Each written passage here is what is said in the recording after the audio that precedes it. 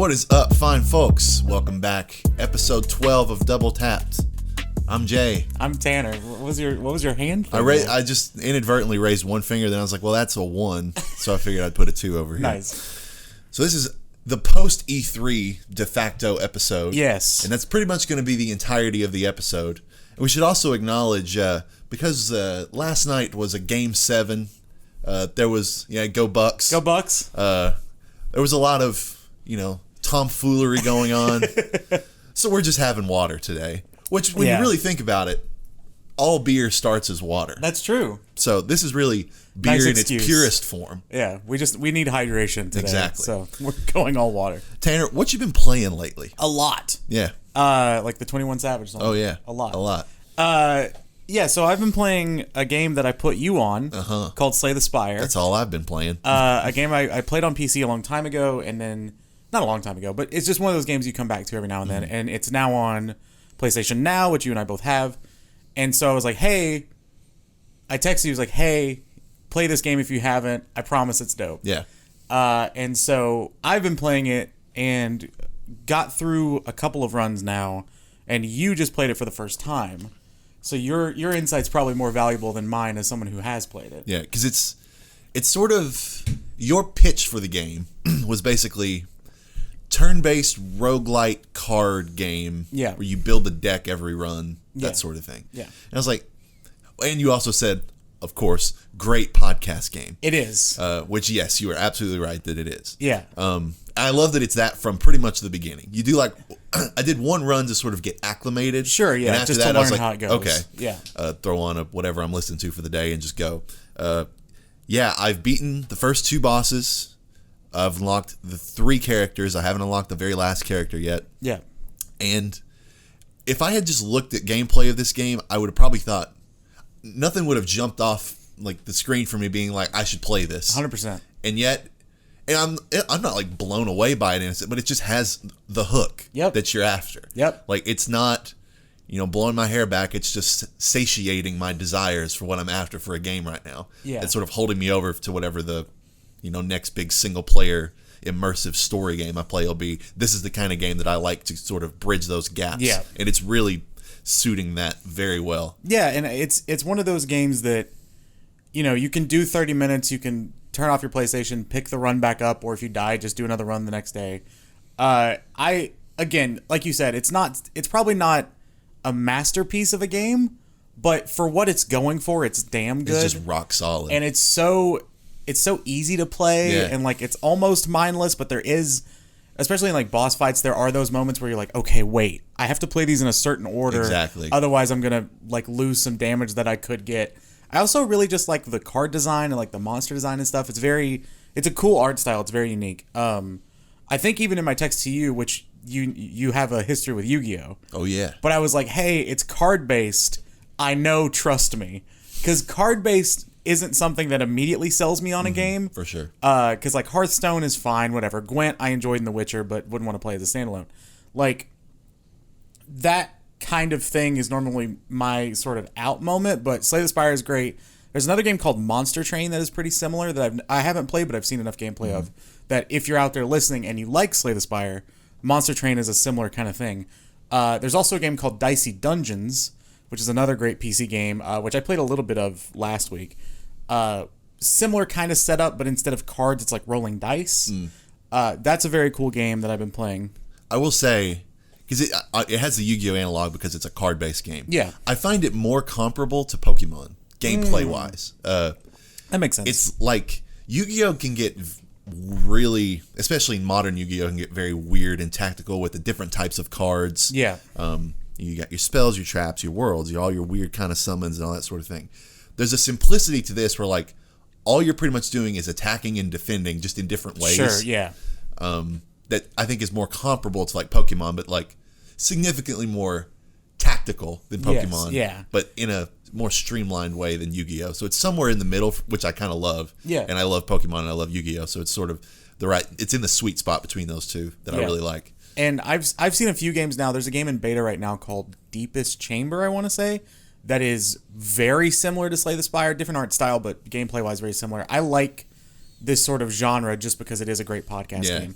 Another game I've been playing, sort of for the first time at this point now, I'm past wherever I stopped, is Dishonored. I played a lot of Dishonored in college, or a bit of Dishonored in college, probably the first 2 missions maybe. I'm now on either the 3rd or 4th mission, and it's really solid. Like, it is... Arkane is very, very good at what they do. We're going to talk about Arkane later. Oh, yeah. They'll come up. Yeah, but... I've been so hyped for Deathloop for a while now that Dishonored has always been on my back burner to play. It's kind of one of those times right now where, yes, Ratchet's out. I'm going to get Ratchet eventually, but I'm not like chomping at the bit to get it right now. So I was like, let's go to the back catalog. Let's see what we can play. And then Dishonored is what popped out to me, and it's pretty much what you expect, but it's really well made, and like it's hard to argue against. God, that's one of those games that I'm shocked has never stuck for me. I tried Dishonored 1, I have tried Dishonored 2, and for some reason, like, they just don't vibe with me in terms of, I don't know the story, I don't know, the setting is weird. It's like Victorian, but kind of steampunky. Yeah. But I'm just like sitting here, I love the third-person stealth action style, or first-person stealth action. Like, this is like, I thought I was going to love Thief, and Thief was terrible. These games are actually good, but I still don't like them, and I can't really articulate why. That's fair. Because I saw a clip, I think it was on Instagram, of someone doing this absolutely ridiculous sequence in Dishonored 2 of like slowing down time and jumping off a building and shooting these dudes in the heads with arrows, and then throwing this dude off the building, pausing time again, shooting 2 other dudes, restarting time, this other dude notices, and then a body falls off and crushes that guy. I'm just like, that's awesome. Any kind of game that you could do something like this, in theory, I should love. Yeah. One of these days, I might circle back to it again, just because I feel like I didn't dislike it, it just didn't make me hang on, didn't hook me. Yeah. So maybe one of these days. That's fair. And then the last game I think that I've not mentioned before that I've been playing, obviously 2K I'm still playing a little bit of. I've done a little Tricky Towers, stuff like that. But I finally picked back up on Persona 5. I've been playing, I probably played 6 hours of Persona since the last time we talked. And that game is just damn good. Yeah. It's again, I might play like 10 hours of it and drop it again because I don't need 100 hours of something to like satiate me, but at the same point, it was a game so good in a style that I don't play at all that I had the itch to play it and got back into it. And I was actually surprised at how easy it was to pick back up. Now, granted, I was probably like 15 hours in when I stopped, gameplay-wise. And so I am still early on enough that I guess there are some mechanics that are still folding in now, but I have gone back to a couple things and been like, I don't know what the fuck's going on here. So I just kind of ignore it and move on, and it's been fine so far. But the story's good. It's very anime, but in like a fun sense. The UI design is beautiful. Like the monster design is cool. Everything about that game is just cool. The music's great. And it's been fun to get that little itch back into me to play more Persona because, again, JRPG is not my thing, and I enjoy the hell out of that game. So I'll make one note because I haven't been playing this game really, which is Returnal, in a week or two, but I still haven't gotten the platinum. I still lack that one trophy. Yeah. Now, there was an update that came out for Returnal, I think it was beginning of last week, where they patched a lot of things having to do with trophies. Okay. One of which was, at least in the patch notes, it said, fixed a glitch where one cipher in one biome won't spawn, and that's what's keeping you from getting this trophy or whatever. And that was what I lack. Yeah. So I didn't know whether if I signed in to the game and then like whether I would have to go find it or whether it should just pop when I sign back in after the update. Yeah.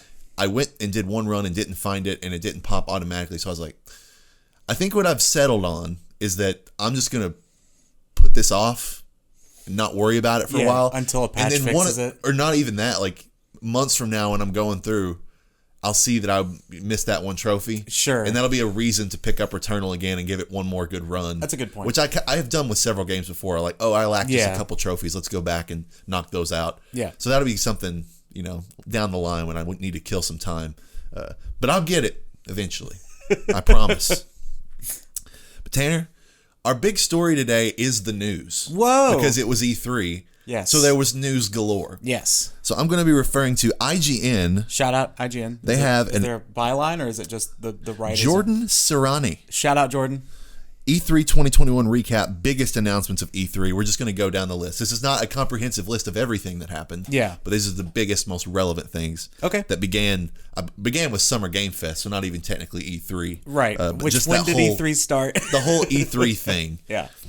So, let's start with the biggest and best thing that happened at all of E3, which was the Elden Ring release date reveal and gameplay legit. trailer. Oh yeah, absolutely. I thought you were gonna do something silly. No. Slime Rancher 2. No. And this is by far the thing I'm most excited about. How are you feeling about it? I'm excited. Because all we saw was just cinematic stuff, correct? Or was there were little snippets of gameplay? Yeah, there were snippets of gameplay. Because this was the one that had all the big hands in it. There were like 3 different huge hands. Yeah, I'm very excited. It was weird that one of the most hype announcements happened so early in E3. Yeah. But that, I mean, it was a great way to kick it off. I love that Jeff Keighley, who got a lot of flack for the Game Awards when there was no Elden Ring there, tweeted right before or right after this trailer went out, like him escaping gamer jail, basically, which was really funny. Yeah, I mean, FromSoft, they have proven their mettle with me. I know they have with you as well.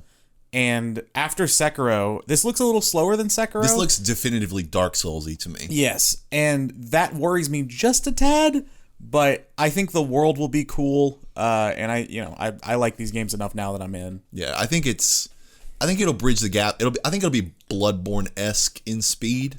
It won't incorporate the Bloodborne gun parry mechanics or anything like that.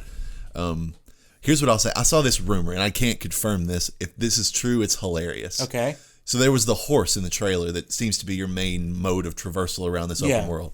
Apparently, to ride the horse, you have to fight the horse. I hope that's true. That would be a very FromSoft thing to do. Yes.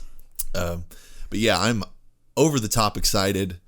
It gives me major Dark Souls vibes, both in lore, in combat aesthetics, in and just feeling, enemy design, like everything. The sort of medievalness of it lends itself to Dark Souls well.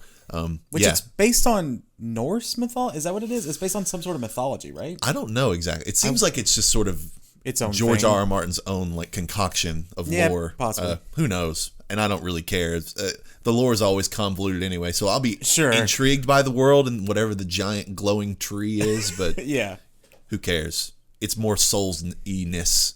Bring it on. Thing 2. Starfield. Xbox PC exclusivity confirmed and release date announced for 11/11/2022. And that is literally it. Yep. This trailer showed absolutely nothing. Yeah. And nothing in the way of even the tone or character of the game. Yeah, exactly. It looked like what you would see as the very first pitch of a game. Sure. Like, hey, if we hadn't heard of Starfield at all, it would have been decent to be like, what's this sci-fi game? And then you see Bethesda and it's like, oh shit, Bethesda's doing they're doing a sci-fi space game. But since we already knew about it, it was really underwhelming, I thought. Yeah. Like, sure, the date's cool. It's cool that's 11-year anniversary of Skyrim's date. That's dope. But it feels first of all, very far away. Very. For how long we've known about this game. And yeah, the fact that we didn't see a slice of gameplay, we didn't see even any sort of indication of tone or enemies or anything like that. If we're meant to extrapolate some kind of tone from the trailer, it gives me very pure sci-fi, Star Trek kind of vibes. It's not like Outer Worlds, which is funny. It's not like Fallout, which is very anachronistic and has a lot of things going for it. This just seemed very straightforward sci-fi. Yeah. Which doesn't really appeal to me on the face of it. I like my RPGs to have some character or some sort of like Skyrim wasn't funny. But obviously it's set in medieval land with dragons. There's character to that world that may be lacking based on the pitch of this game so far. Yeah, that's a good point. I wonder is there going to be interplanetary travel? There has to be something. Are you just going to be on one planet? And if so, what? It looked like the moon. It did look like a moon. So you were just on the moon? And then if so, what's happening on the moon? I have so many questions about Starfield, and they could have answered one of them. Yeah, and they didn't. It was the most generic space travel trailer I've ever seen. Yeah, I think the biggest takeaway from this is just the indication of Bethesda's relationship with Xbox going forward, which seems to be that most of the big things are probably going to be exclusive, which, you know. I looked the other day to see if there were Xbox Series X in stock anywhere. I was like, I wasn't necessarily going to do it. Sure, but you're putting out feelers mentally. Yeah. And I sort of have my eye out now because I think, as we'll sort of touch on as we go along here, and we touched on it like when we watched Xbox's conference live, was that was a pitch for Game Pass. Oh yeah, and the more I contemplate how I am currently playing games and that I'm not buying a big title very often, the allure of a system like Game Pass is increasingly, getting to me. I mean, Game Pass is great. I've had Game Pass several times. It's always worth it. It's always good. It's just, is there something on there that you really want to play? Yeah. It's similar to PlayStation Now. That's the thing too, is like I need to be more, deliberate about checking PS Now more often, just to find little things to, stave off the allure. For sure. It's pulling me. Kudos to them, because I think that was, as you said, when we watched it live, that was their big thing. It wasn't buy an Xbox, it was get Game Pass. Yeah. And for a lot of people, the only way to do that is to buy an Xbox. I think they were smart, though, because I've heard a lot of, in like the PC gaming community, like, why would you ever buy an Xbox when all the games come to PC? And they know that, so they're like, well, you could get Game Pass on PC. Mm-hmm. You don't have to own an Xbox, and that sells me enough. Just seeing their conference, it's like, okay, you get it. So I appreciate that they get it. Yeah, they're going to be raking in the revenue for years to come with this system. Yeah. And I'm going to be a victim of it relatively soon. I will say, Andrew, our buddy Andrew, texted me, and he said, do I have to buy an Xbox now? Like last week, weirdly. Not like in between when the show happened and now, but I was like, well, in a couple years, maybe. That was the thing. It was like, you don't need to buy an Xbox right this second, but it's seeming like the floodgates are about to open. Yeah, with the Bethesda stuff specifically. So, next thing, Zelda Breath of the Wild 2, or whatever it's going to be called, which apparently it's going to be called something that different and alludes to the story. Yeah. We got a release window and a new trailer. Did this do anything for you? It just looked more like Breath of the Wild to me. Yeah, it did. Because I love Breath of the Wild. It's one of my favorite games of all time, I think. And I will say it didn't look very. You're right. It looked just like it. You could pitch this as a Breath of the Wild expansion, and I would buy it. Like sure. That kind of had that feel. But I like the verticality of it. Yeah. And I like that they teased sort of new powers along with like the like stasis and the ice power and stuff like that. It seems like there's going to be more of that. He had like a Sekiro arm. He did. He had like a robotic arm, which I didn't notice. It was like the Sheikah Slate functionality is now in his arm or something like that, which I kind of dig. Yeah. But also, I like that. I lost my train of thought. Sorry. I like that they are pushing this as their big go home thing, because to me that tells me they're putting all of the manpower behind it that it deserves, and that's at least promising to me. Now, granted, could they have shown more? Possibly. When is the release window again? It's next year, right? It's just next year. That's all he said. Oh, it's just 2022. Yeah. Okay. I'm curious now if Horizon was waiting to see what this date was going to be. Because of how last time went. Right. So if you don't remember, Breath of the Wild 1 and Horizon came out, I want to say within like 3-4 weeks of each other. Horizon came out first and had a lot of like positive reviews, a lot of hype around it. And then Breath of the Wild came out, and it was like a generational game, and Horizon kind of got buried under the flood of Breath of the Wild praise. Yeah. And so it'll be interesting to see if Horizon was just trying to avoid Breath of the Wild 2, because there were rumors that it would be at the end of this year. So I hope that's the case, because I really think Sony could use a game this year. And if the strategy was, let's just wait. And based on how, and obviously you can't tell a lot from a vertical slice, but the vertical slice of Horizon that we saw a few weeks ago looked more or less done. Yeah, it looked pretty done.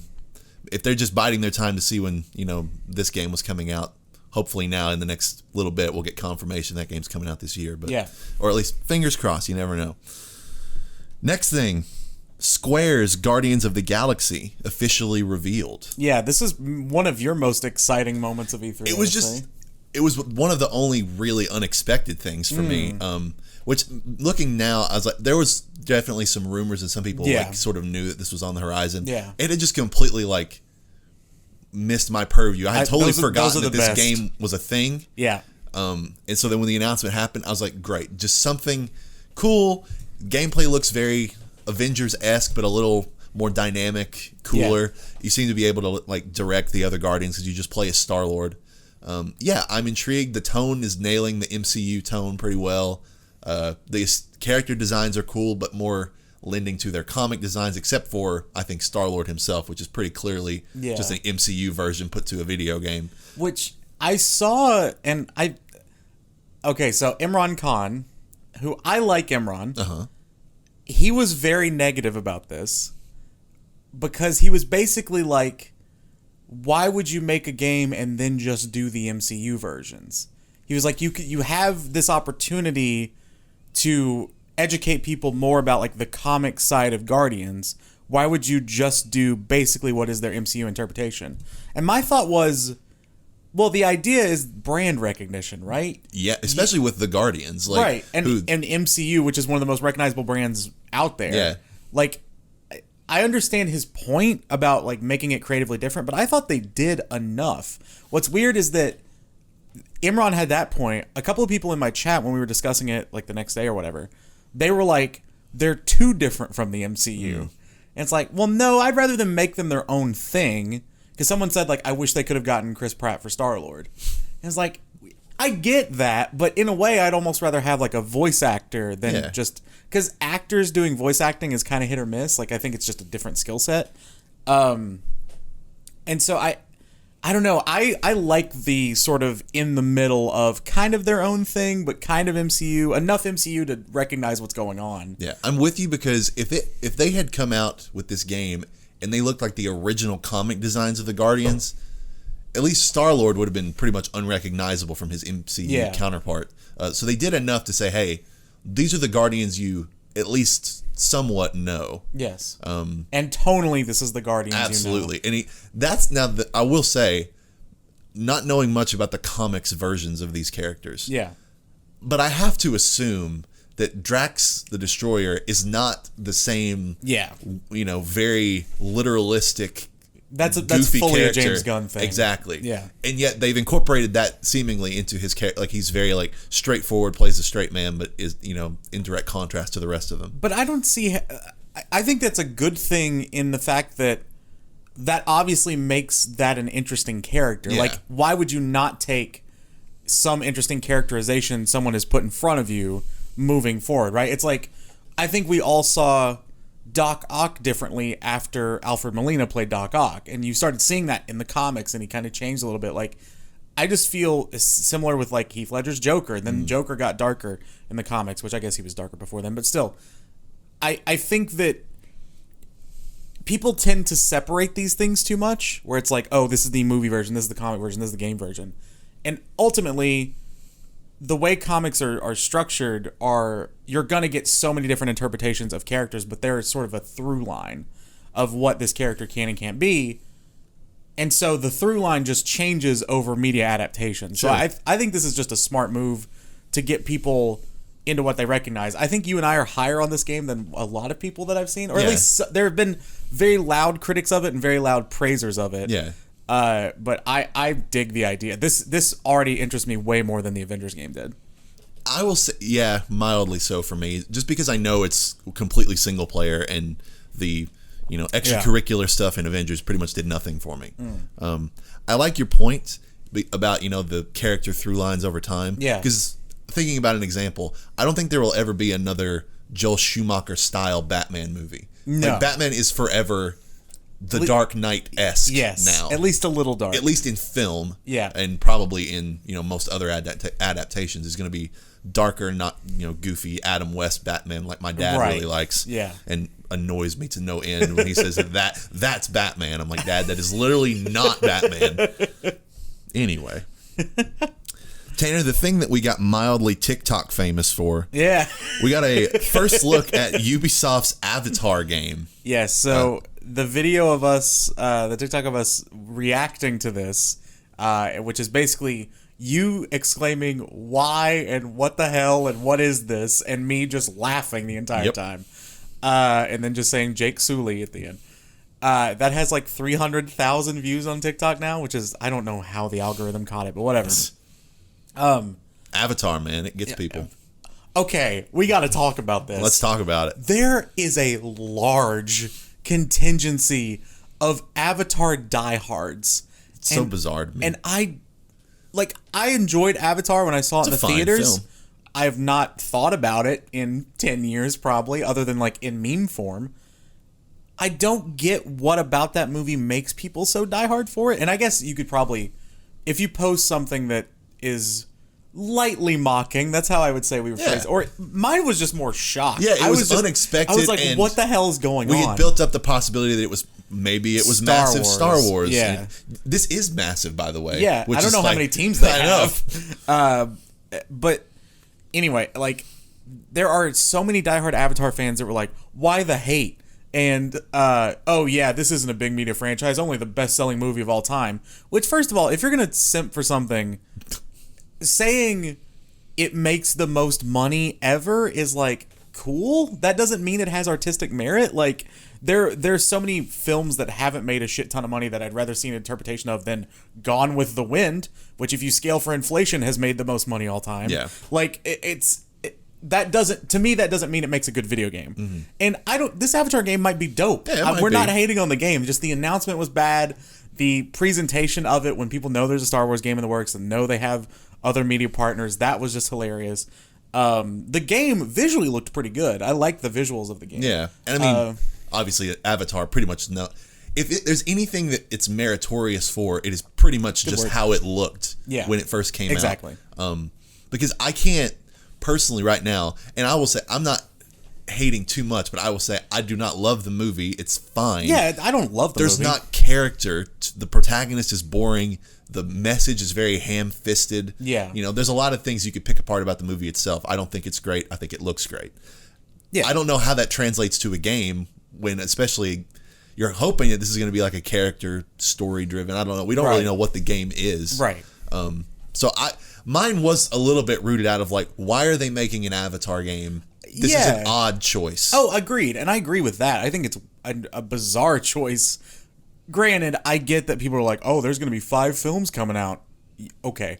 Like, so many people were like, well, you'll be laughing when the sequel comes out next year.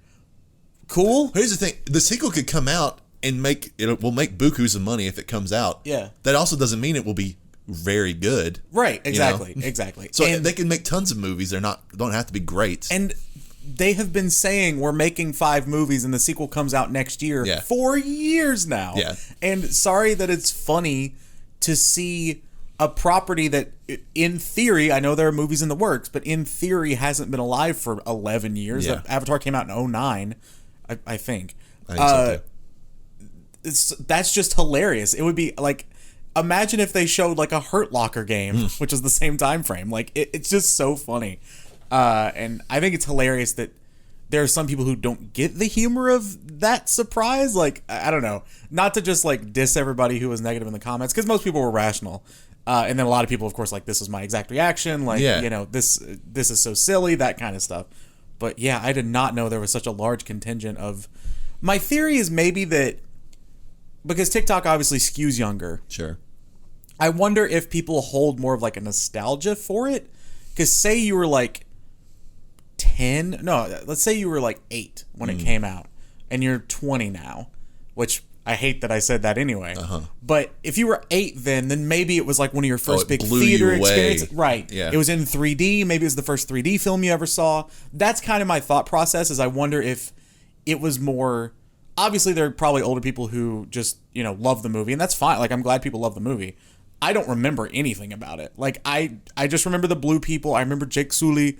I remember them being called the Na'vi. I remember Sigourney Weaver's in it, and it was like Unobtainium, which was the worst name for anything ever. That's all I really remember about the film. Sam Worthington was the main guy? He was the main guy. I remember, I don't know the actor's name, but he was like the evil CEO who was like, you know, I don't care about the people. I want the Unobtainium. Who was it? He's a younger, kind of smarmy guy. He was.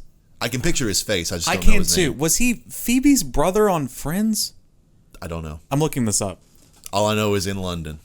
In London? It's my only friend's point of reference. And then I also remember the general, who I've never seen him in anything else, who had like the scars on his face and he walked around with the big robo thing. Who would have thought we'd be going to the cast list for Avatar? What's his name? Giovanni Ribisi. Great name. Who is, I'm pretty sure, Phoebe's brother on Friends. Phoebe's brother. Phoebe's the blonde one. Yes. This guy. Yeah.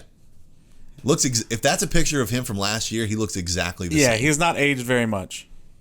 So good for him. I'm just checking to make sure that's... You got to know now. Once you enter a rabbit hole, you can't come out until you've completely circumnavigated it. Go ahead. We can go to the next thing. Go to the next thing? Yeah, I'll just find out. Next Smash Brothers DLC character revealed as some dude from Tekken. Yeah, honestly, this is one of the more boring things they could have... Kazuya is his name? That's his name. This is one of the more boring things they could have announced, I think. And I know... Yes, he was in Friends. Sorry. I know fighting game nerds are going to get excited about this. Of course. And that's great. One of my best friends is on the internet is like a fighting game nerd. Yeah. You want to see a character from a game you like in the game. Right. So. Apparently Guilty Gear is awesome, by the way. The new fighting game that's out. Apparently it's sick. But to get your average person back into Smash, this is not the announcement. Yeah. There are few characters other than like another Fire Emblem character I would have been less excited about than a character from another fighting game. It's like if I want to play a fighting game with a Tekken guy in it, I'll just play Tekken. Which is funny because the tease for him was just you put him against it's Ryu, right? Mm-hmm. From Street Fighter, and they made it as though it was like a frame from Street Fighter or Tekken where they're actually fighting, even though it's in Smash. Yeah, I mean, cool. It's cool that they got him. I get that, but make it somebody fun. Like the last direct I remember was Smash was the Banjo one, and that was awesome. I was like, holy shit, Banjo's finally in Smash. I was really hoping it was Crash Bandicoot. I still want Shovel Knight at some point, but just do something interesting. And I know for some people this is. It just wasn't for me. Yeah, that's me too. It's, Smash is Smash is Smash. It doesn't really matter who they put in it. I'm just there for the gameplay and the fun. Yeah. But I'm also not going to shell out any money, and I haven't touched Smash in like months at this point. Oh, same. If not a year plus. Next, Halo Infinite multiplayer deep dive. Yeah. I don't even know if I would call it a deep dive. No, apparently they did more after the fact. Sure. There's like a 20-minute video on YouTube. Yeah. Looks pretty good. I am probably more pro Halo than you are at this point. To me, I was like, looks like Halo. Yeah. Glad that it has a grappling hook because... That's what I was going to say. I think the one critique of Halo now, given the speed and fluidity of a lot of modern shooters, is that it feels a little slow movement-wise. Like, the gunplay's still really good. All the abilities are good. But I hope that the grappling hook will kind of sweep some of that under the rug. Yeah. And make it feel a little bit more modern, that you can zip to and from places. I like the stuff where you can pull like an explosive barrel to someone and kill them that way. That looks really cool. It seems fun. Visually, it does not look next gen. It looks just like Halo again. It does. Which is fine, I guess. But like, I like the Master Chief Collection. I'll probably pick this up, especially since the multiplayer is free, which was another part of that announcement. I'll definitely play the multiplayer on PC. Which I think is a smart move for them because they can almost pitch it as, they can sell cosmetics or whatever and do the multiplayer as a free-to-play. And if you're a Halo diehard, you can buy the single player, and I'm sure you'll get cosmetics or something in the multiplayer if you buy the base game. Mm-hmm. But yeah, it just looks like Halo. It does. And that was kind of one of the biggest surprises.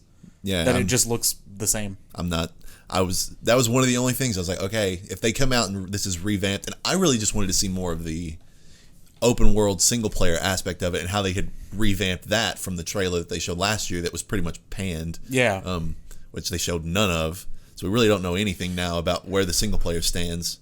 So yeah, I was looking to this as maybe one of the beacons of hope for me to get an Xbox anytime soon, and it didn't do enough for me. I wonder if either A, they've not changed enough and we're scared of the criticism of, and I think this probably would happen, they've maybe changed a little bit visually or stuff like that, but I wonder if they thought, okay, people did not like the open world trailer. We're not going to show them another single player trailer. Sure. which makes a little bit of sense, but at the same time, if the only part of your game that you're selling is the single player, you probably want to get that in front of people more than multiplayer that they can pick up for free later anyway, and just kind of try out for themselves. I will say, though, our reaction, I kind of think, is an outlier in this case, because based on what I saw after this, people were a lot more enthused about just getting to see the multiplayer. And probably because that's what they come to Halo for, I mean, that's for the most part. What I was interested in from day one. Yeah, so there was a lot of good buzz after this. Yeah. It just wasn't enough for me, probably, and was, it really didn't do anything much for either of us. No, because I'll download the multiplayer and play that because it's fun, but single player, I don't care. Yeah. Mario plus Rabbids sequel, Sparks of Hope. Interesting it's that high up in the list compared to some of the other stuff that got announced.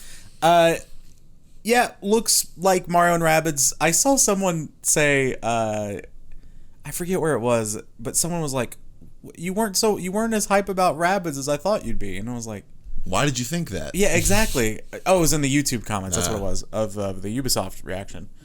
It's like, I have no hate for that game. It's just completely no history not with it. mine. Yeah, it is nothing I care about. I do like that it's not grid-based anymore, and it looks like you can kind of explore more. Yeah, and they confirmed that carries over into combat. The freedom of movement's a little more. It's more, cool. Multilateral than it was before. The showcase of it was nice, just because we got to see that guy who looks really friendly. Yeah. But outside of that, don't have any emotions toward it at all. Yeah, he was very nice. Yeah. I was like, I'm glad you are seemingly making pretty good games and people like them. Yeah. Well, because he was the guy, and I think I mentioned this live too, but he was the guy that when they showcased the first game, when they revealed it for the first time, they cut to him in the audience and he was like sobbing, so proud of like his baby. And that's just a cool moment to see. So I'm rooting for that guy and therefore rooting for the game a little bit, but it's not something I'm going to pick up. I hope you eventually make a game that I play, sir. Yeah, exactly. Dishonored devs Arkane vampire shooter Redfall revealed as Xbox and PC exclusive. One of the best trailers of the week for sure. As a purely cinematic trailer, I think it did about as much as you could possibly do to sell a game. Yeah, show the world, show the characters. I think really cool designs. Yes, everybody was really well designed. There obviously a little bit of banter between the characters. Has just enough of like a Left 4 Dead vibe, but feels different enough because it is Arkane and they're so good at building worlds.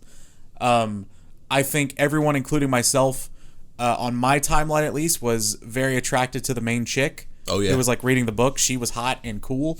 I'm excited to play as her. Yeah, I think it gives you everything a cinematic could. And even, some nods to the gameplay with like her using that telephone booth to like transport people. Yeah, there's a lot of cool stuff. It seems like it's going to be very layered, and I'm very excited for it. Here's my initial takeaway.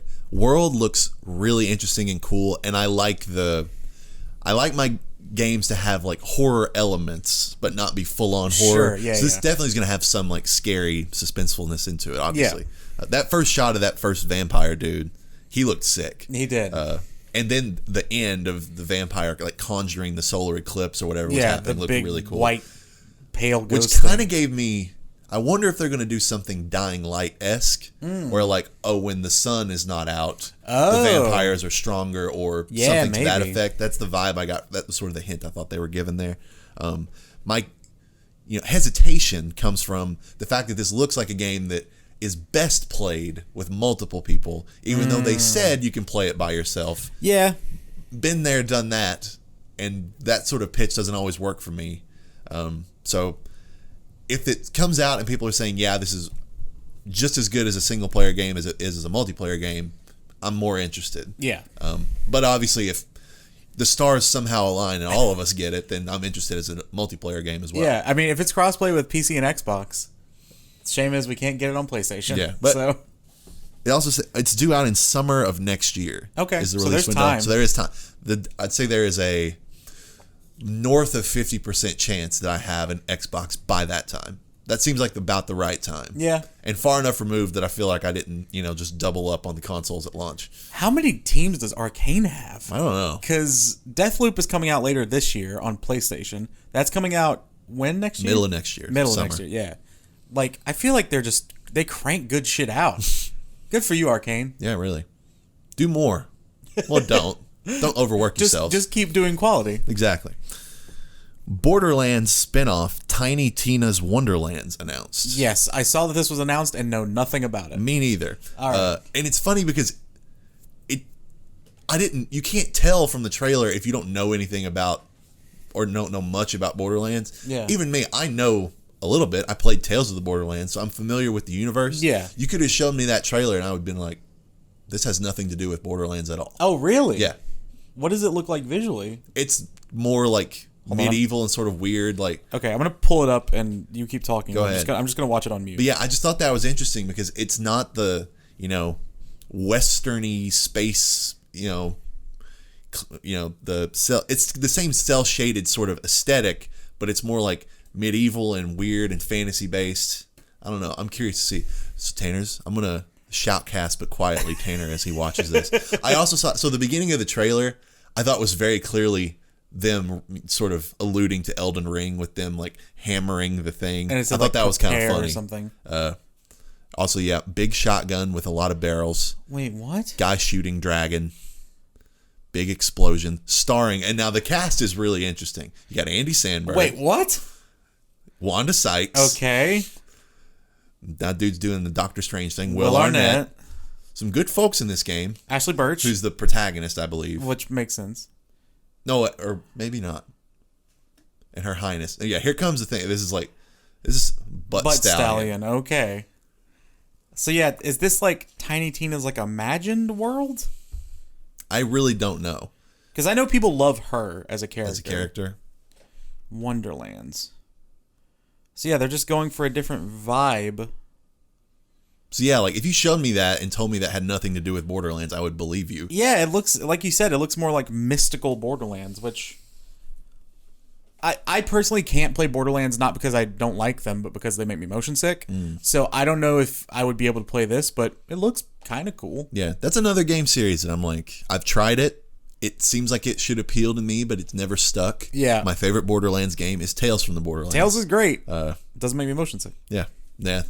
There's that one sequence that could, but, Fair. But you never know. Forza Horizon 5 announced and dated. Looks really good, like all Forza games do. Looks really good. Shouldn't have been a big chunk of Xbox show, or at least that's our opinion. They spent too much time on it. That was the thing. They like. I almost want to do like a breakout video of like E3 has a pacing problem, because I think it does. And Xbox's pace was really good, and then they did that, and it was like, oh, you were so close. Yeah, you were so close. Yeah, and I don't have a ton to say about it other than, if there's a racing game that I'm going to play in a modern landscape, it's this one. Yep, agreed. I think Forza Horizon is the the closest to a racing sim that I'm willing to play. Yeah. But then it incorporates the like open world and it looks actually fun. Yeah, exactly. And not just like serious all the time. So again, if I get an Xbox and Game Pass, then I'll play it. Yeah. But I wouldn't pay $60 for it personally, or $70. Yeah. One of our favorite trailers from all of E3, The Outer Worlds 2 announced. Yeah. Also as Xbox and PC exclusive. Yeah. And a very tongue-in-cheek, goofy trailer that you really were eating up. It was really, really good. I mean, yeah, like it was fed to me as a big fan of marketing. But I saw a tweet from whoever, I guess, like the marketing director on Outer Worlds is, about it afterward, or someone attached to the trailer, and they were like, I can't believe they let me do this. Like, I can't believe they let me actually put this trailer out. Yeah, so if you didn't watch, it was basically, it was sort of the breakdown of a generic E3 trailer by the narrator. So it was like, slow motion shots always look cool. And here's this monster. Is he going to be in the real game? No, say goodbye to him now. And like just all that kind of stuff. It was very cute. Outer Worlds was a game that, kind of similar to what you just said about Borderlands, I feel like it should have hooked me more. I liked what I played of Outer Worlds. I played probably 30 hours of it. But at some point I was like, all right, I get it. And I moved on. Hopefully this one has a little bit more to hook me in, but I think it's a game totally deserving of a sequel. Where does it stack up to you? Because I've barely touched it. Yeah. I played like an hour or two of it and then put it down. Among the other sort of like Fallouts and Obsidian type games, like where does it stack up to you? So I am more partial to Fallout. I just think that world's cooler. It's obviously, to me, it's not nearly the quality of like 3 in New Vegas at the time they were released. I'm sure if you were to go back and play them now, it'd be hard to compare. I think it had a lot more character than Fallout 4.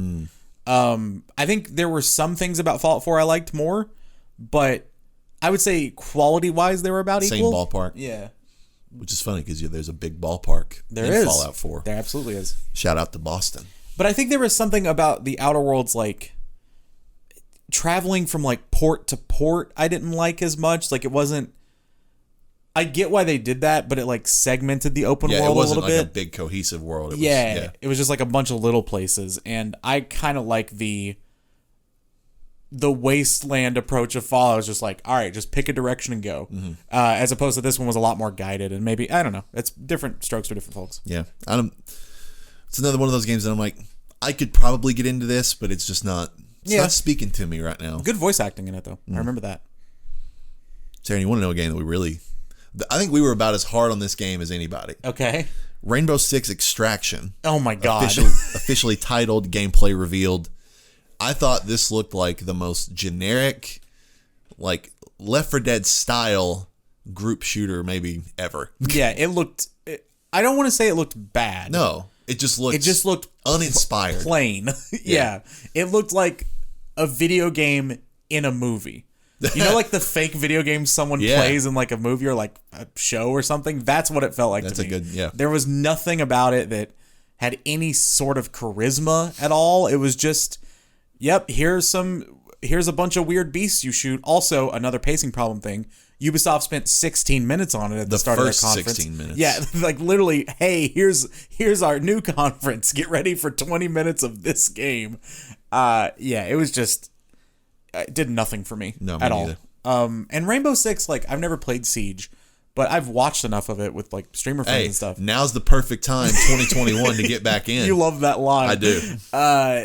I've never played it, but I've seen enough of it, and I'm like, it's a fun game to watch. It's too hardcore for me, I think, unless I had a group or something. That's the thing. I would be into it, but I'm not because other people aren't around me. Exactly. But this looks... I don't know who this is catered toward, because I think it's different enough from Siege that a lot of Siege players won't care because it's not multiplayer. It's, PvE. And then to the person who's not into Rainbow Six, it feels too tied to Rainbow Six to let us in. It's a very weird... I don't think this game is going to sell very well. I think this is kind of a doomed... It doesn't seem like it has a target group, and that is always a bad sign. You wonder if in the process of renaming it, if maybe the other things were changed about it. Possible. The development obviously was sort of stifled by quarantine, and because it was called Quarantine. Exactly. You never know. This is just a story of a game that was probably destined to fail. Yeah. But hopefully not. I mean, I'm not rooting for it to fail. Hopefully it does well, but we were not fans. Sea of Thieves is getting a Pirates of the Caribbean crossover. Cool for them. Cool. I mean, cool for... I think I said this live too. Sea of Thieves, the game most unlikely to me to get a huge player base that has one. Like, I did not see its sustained success coming, and good for them, and good for Rare, and I know a bunch of people... one of my buddies, Gambit, he literally, or at least for a while, only streamed Sea of Thieves for like 6 months. So shout out to that community, and it's cool. I mean, maybe one of the best pairings of like a movie coming into a game. It makes total sense. So good for them. And shout out to Johnny Depp. Yeah. Kentuckian, although you'd never know it. No. Contraband. Just Cause devs reveal Xbox exclusive open world game. One of the cooler trailers. Didn't know it was an open world game, actually. I did. Certain. You don't know much about it from the trailer. The trailer was cool. It told you basically nothing. I think there were like little postcards that said stuff. Yeah. My analysis of it was it looked like an A-Team style heist game. Yeah. But now we know it's open world and played some Steely Dan. Yeah, it did, which we had to mute for the video. That tone is good. Yeah. And like Just Cause, we know they can be very tongue-in-cheek. We know they can be very silly and campy. I hope they go full campy and it's just a blast to play. But yeah, we don't know a lot about it yet, so it's hard to judge it. I hope so too. And that's for setting a tone. I thought that trailer nailed it. Like, yep. Redfall told you so much more about the world. Sure. This was more like a tease of what a world could be. Yeah. That actually was exciting to me. So well done by those devs. Flight Sim console release date and Top Gun expansion announced. The fact that it was Top Gun was like, again, makes a lot of sense. Yeah. Microsoft going out to the right sort of movie partners. Cool for the people who want it. Flight sim is not my thing. I'm not a simulator guy at all. So I assume it's on Game Pass, right? Yeah. I'll have to try it one of these days. Just because you didn't know that you could fly literally anywhere. Yeah. So like I can fly over like I just want to fly over places I've been. Sure. That aren't like New York. Yeah. Like I'd like to fly over like Duke. Right. And see like, oh, can I see the building? I don't know. Yeah. I don't know how detailed it really is, but I mean, I've heard it's pretty impressive. So all right. I know for a while, not this flight sim, but I think it was trying to sort of conjure some of the old reputation of flight sim, which like the big move to PC gaming was stuff like Crysis. Flight sim was the game that people tested their computer hardware on. Yeah. It was like, can you run flight sim? Flight sim was a thing for this is probably before my time, but that was the gold standard for game sort of technology use. So hopefully they've done it again with this game. Sidebar, because I don't think this technically happened as part of E3, but you brought it up, so this is your fault. Crysis Remastered Trilogy, yes. I'm excited about. Yeah, it looks pretty decent. I really, really dig Crysis 2 and 3. I've never played 1. Yeah, which Crysis 1 already got a standalone remaster. I think so. Correct? Yeah. There was a trailer, and this trailer is like lodged in my head, and you can find it on YouTube. It's B.O.B., okay, rapper, yeah. Doing a version of New York, New York. With some chick over like a cinematic trailer. This is a Crysis 2 trailer. Okay. And I just remember seeing that trailer and I was like, I am buying this game. I don't know why it sold me so hard, just that trailer. Like, this looks cool. Crysis 2 was the game that was, when I first started getting into PC gaming, the game was like, can you run Crysis 2? Yeah.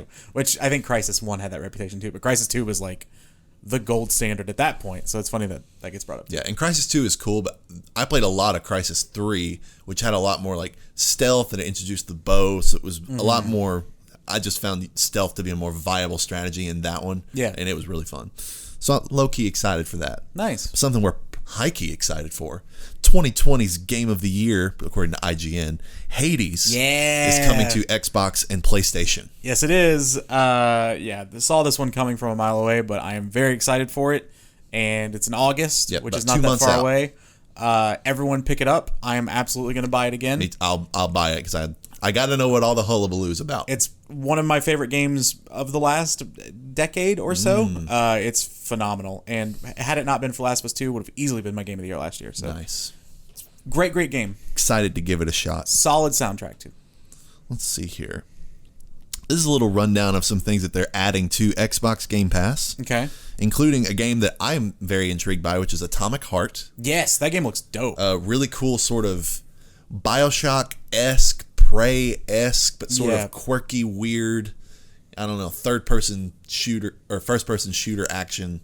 I don't know. It's a lot that's going on there, but it looks really cool. The world looks really interesting. I said to you, I think it reminds me of not in actual style, but in tone of like a We Happy Few. Yes. Kind of this weird.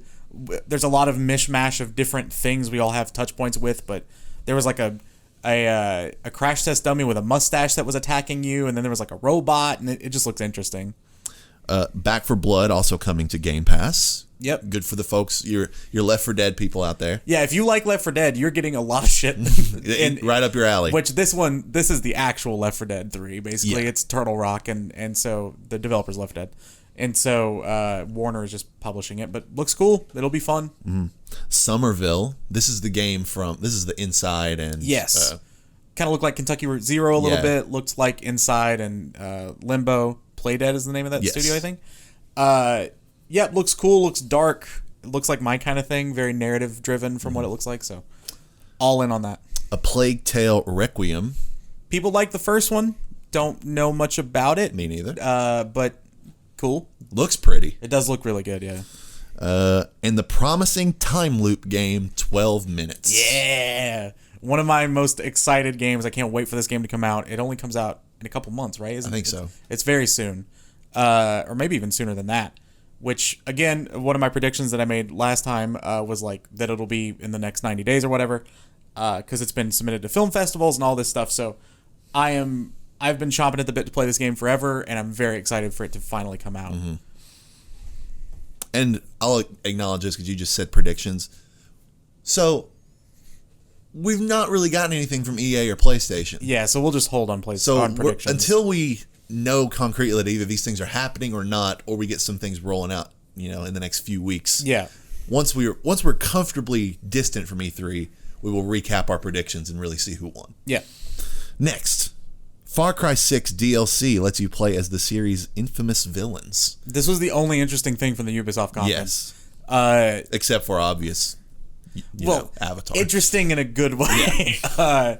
And then Rabbids is fine. But, this looks cool. Maybe one of the best hard sells of a DLC that I've seen at E3. But it's kind of weird that they're hard selling the DLC before the game's even out. Yeah. I'm into it. I'm almost more into that than I am actual Far Cry itself. 6. Yeah, I was kind of thinking the same thing. So I wonder if they sell it as an expansion. Speaking of expansions, Blood Dragon also, in there, which you were excited about. Which I love Blood Dragon. It was so funny. We were talking about Blood Dragon as it was getting shown. It was really cool. But maybe my favorite. I love Far Cry 3. Far Cry Blood Dragon might be my single favorite, just epitome of what Far Cry is. It's so ridiculous. I love it. Honestly, Tanner, you could have told me this didn't happen and I would have believed you. Okay. Babylon's Fall PS5 version announced, new gameplay shown off. I don't know where this happened. Me neither. Square, maybe? Let's see here. It's Platinum, so... Oh, yeah, they did show... Yeah, that was during Square's thing. Cool. Whatever. But apparently, this game was announced a couple years ago, so people were kind of waiting for it to resurface. Yeah, and I saw some people were disappointed by the new announcement, I think. So... Speaking of things being resurfacing. Yeah. Diablo 2 Resurrected. Release date announced. Cool, yeah. Diablo. R.I.P. Vicarious Visions. R.I.P. Death. Hell. Diablo.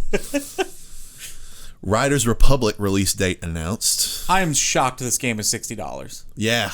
It needs to be free to play. That's the only way this game's going to do well. This game is not going to do well. I'm right there with you. It looks cool. I would play it for free, but I'm not paying $60 for it. Yeah, and so we saw it was a lot more varied in terms of gameplay that we saw, right? Yeah. There was snowmobiles and or maybe not snowmobiles, snowboards, skis, paragliding, sort of the wingsuit, whatever those are called. There was a lot of just ways to race and traverse different maps. It doesn't not look fun to play. No, it looks fun. But it's just I don't know. There's an absence of a selling, point there. The reason I said it needs to be free to play is because the trailer showed these races of 60 people. Yeah. A ton of, I think bicycles was what they were on when they showed it. And there were just people coming over this hill like crazy. And my only thought was the only way you're going to get a player base that big is to go free to play. Yeah. I don't think enough people are going to buy this to fill regularly 60, 70 player races or whatever. It's an odd sort of middle ground. And the last thing, which is not hype at all of a thing to end on this list, okay, but we're going to continue the discussion, is Ubisoft announces Rocksmith Plus. Cool. Which I also had to mute. Kind of cool that this is back, I guess. Wish there was just more Guitar Hero, but made the great clip of us just going bass. Exactly. that was awesome. But outside of that, it's Rocksmith. Cool. Yeah. So let's set that aside now. Okay. And let's have a discussion about our game of the show. All right. Well, let's sort of hash it out. Okay. Sure. You're going to say something. What are you going to say? There were a couple things we missed. Oh, okay. WarioWare got a new game. Oh, yeah. This didn't include Nintendo, I don't guess. Well, Breath of the Wild was in there, but that was it. Yeah, really.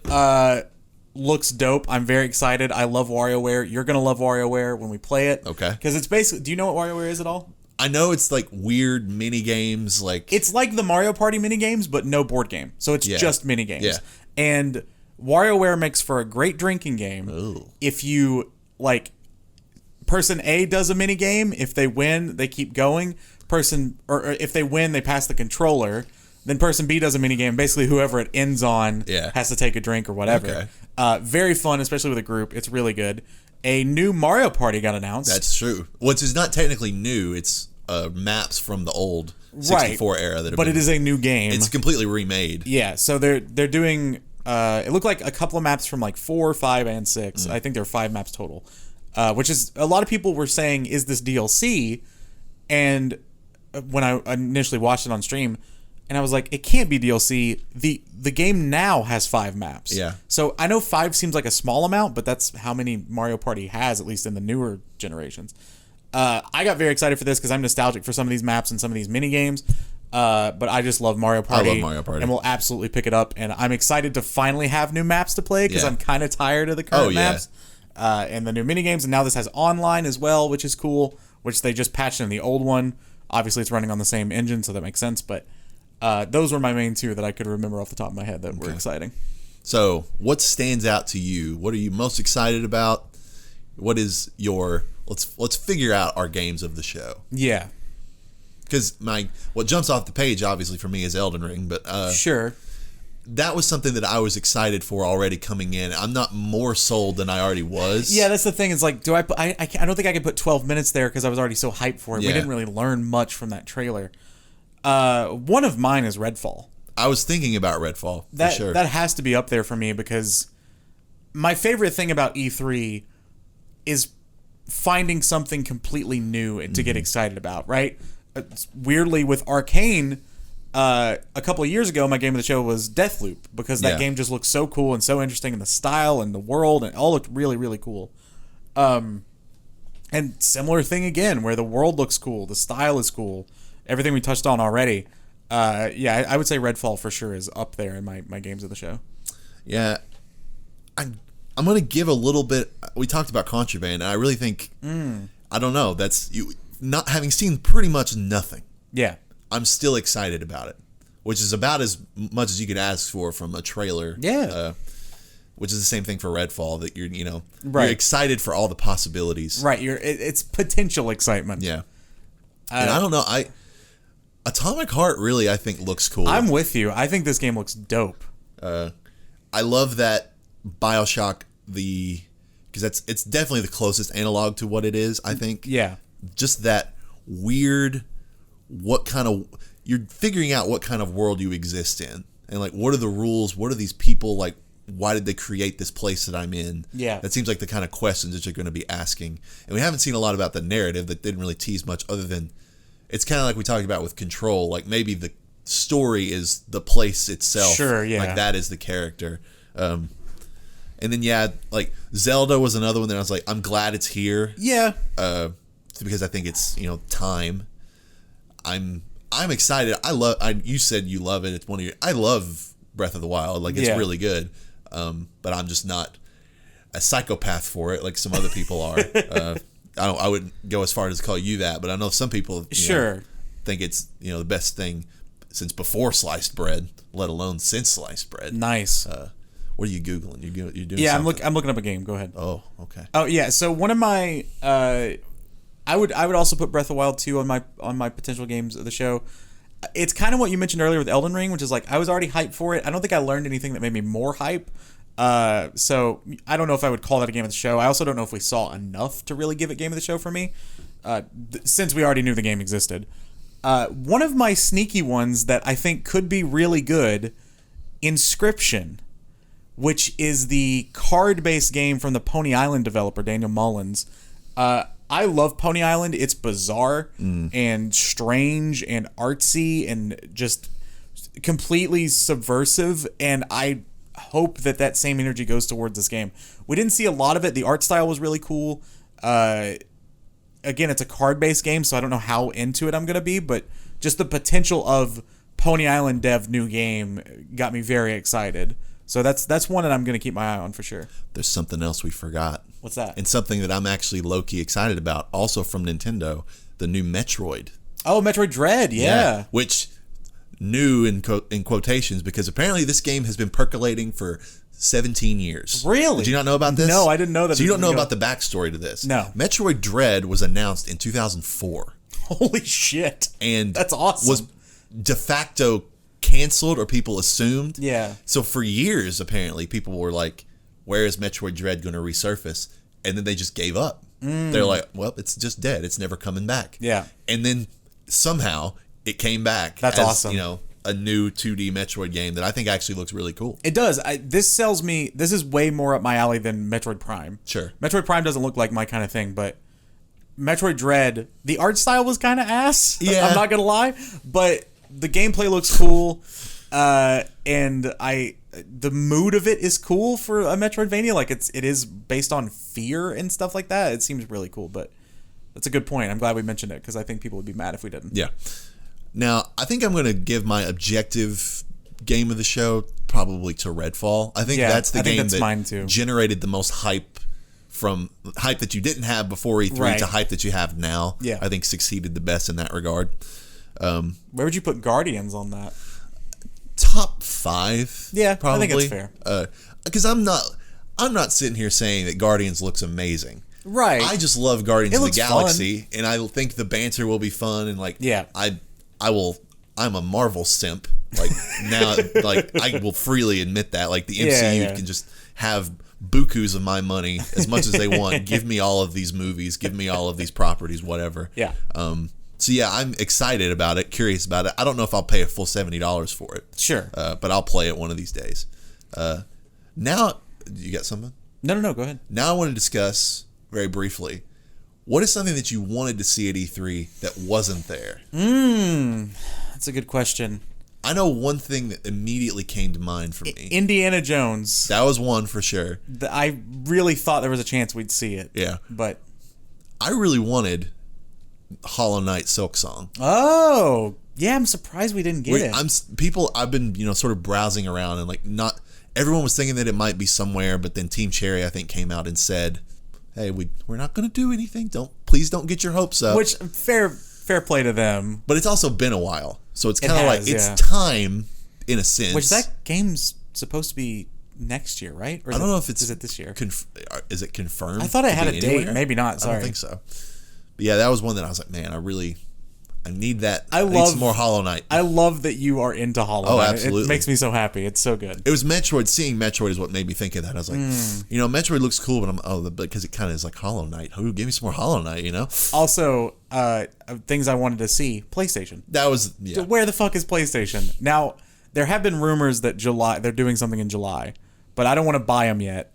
So I feel like they have to do something. I would hope so. Just a state of play with some things. Yeah. Which I wish they would just ditch state of plays. Me too. Or make state of play bigger and less frequent. Like, I don't like these little breakouts that they do. I don't love that they did a breakout just for Horizon. Like, same. It muddies the waters. See, I saw some people saying that Xbox should have just done a state of play type thing. No. They're, as far as like no audience, their presentation was perfect. Yeah, it was really good. I love the pace of it. I love you have to have a stage. I'm going to be a diehard on that. I love a stage and people coming out, and I just love production. Yeah. And I think that just makes it feel like such a big deal as opposed to, here's the thing we put together in After Effects. Yeah. Which is what all the directs and state of plays are. Yeah. And, to be determined what E3 or EA does. Sure. But I want to see Skate badly. I want to see Peggle. I want to see, of course, but like, We're not seeing Peggle. We're not seeing Peggle. We're never seeing Peggle. I feel like we'd probably see Skate, or at least there's a good chance we'd see Skate. Yeah. But if not, my poor little Vicarious Visions loving heart will be disappointed. Obviously, they're not related, but I just want more skateboarding games. Yeah. Well, Tanner, that about does it. Yeah. For what E3 has been so far. Like we said, we will stay vigilant for whatever comes, if anything, from PlayStation, from EA, and we will recount our predictions when the time feels appropriate. This is not a traditional year for E3. There may never be another traditional year for E3 ever. Makes me sad. So, congratulations to Redfall for winning Double Tap's E3 Game of the Show. And I would say congrats to Xbox overall for probably having the show of the show. Yeah. Either them or Nintendo. Nintendo show was pretty strong. Very concise and good, for sure. It was neck and neck between those two. I would be surprised if PlayStation can put out a better one if they do. What's funny is that I am higher on Xbox now than we were initially after the show. Just because I went back and like had to watch a little bit of it when I was editing the video, and their pace was unrelenting. Yeah. It was just like trailer. Now, some of the trailers didn't hit for us, but you forget the forgetful things. Yeah, exactly. Exactly. The same kind of thing. Well, Tanner, do you have a recommendation? Ooh, I haven't thought of one. Go for it. If you have one. The recommendation's easy because it's the same recommendation that you recommended to me, which is Slay the Spire. Nice. You got to do it. Very good. How am I going to sit here and wake up at 8:30 this morning and be like, I'm going to play some Slay the Spire and not recommend it when I haven't talked about it at all before. Yeah. So it's a delightful little game.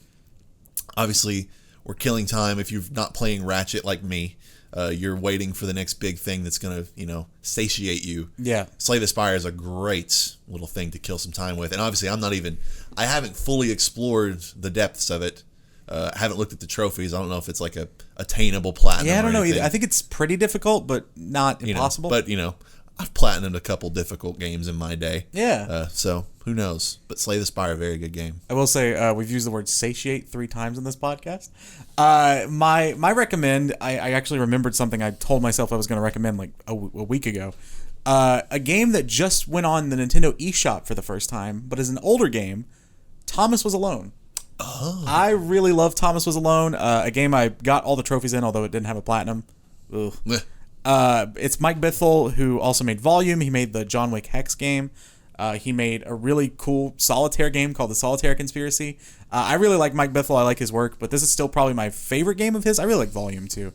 Thomas Was Alone is a little platformer about shapes, and it'll make you care about different size squares and rectangles. It's very impressive at how well it builds a story about these little faceless characters. So yeah, shout out to Thomas Was Alone. Give me like 15 seconds. Okay. Because I'm going to recommend something small, because if I don't recommend it now, I never will. Okay.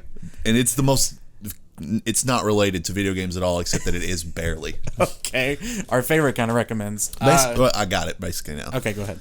My favorite subreddit, and I've come to this conclusion, is Perfectly Cut Screams. Right, okay. I love this subreddit. Something about it is just uniquely hilarious. All right. If you go to Perfectly Cut Screams right now. When we're recording this. As of the recording of this video was posted 20 days ago. Okay. So by the time this is up, if you search top like 24 posts, days ago. If you search top posts this month, it will probably still be on top. Yeah. It is... I don't know if this was a real commercial. Okay. But it was a commercial for Mario Kart Super Circuit on the Game Boy Advance. All right. And I'm not going to say anything else more about it, but like... I'm going to watch it after? Is that it's incredible. You out there, I'm like, if you're on Reddit, go to this. One of the funniest videos I've seen in quite a while. Okay. Well. That's about it. All right. So we'll be back next week, probably with some actual beer next time. But you got to have a little recovery. We're recovering from E3. We're recovering from a good Game 7. An incredible Game 7. Really, really, really good Game 7. Go Bucks. Go Bucks. Go Xbox. Go Redfall. Yeah. Congratulations. And until next time.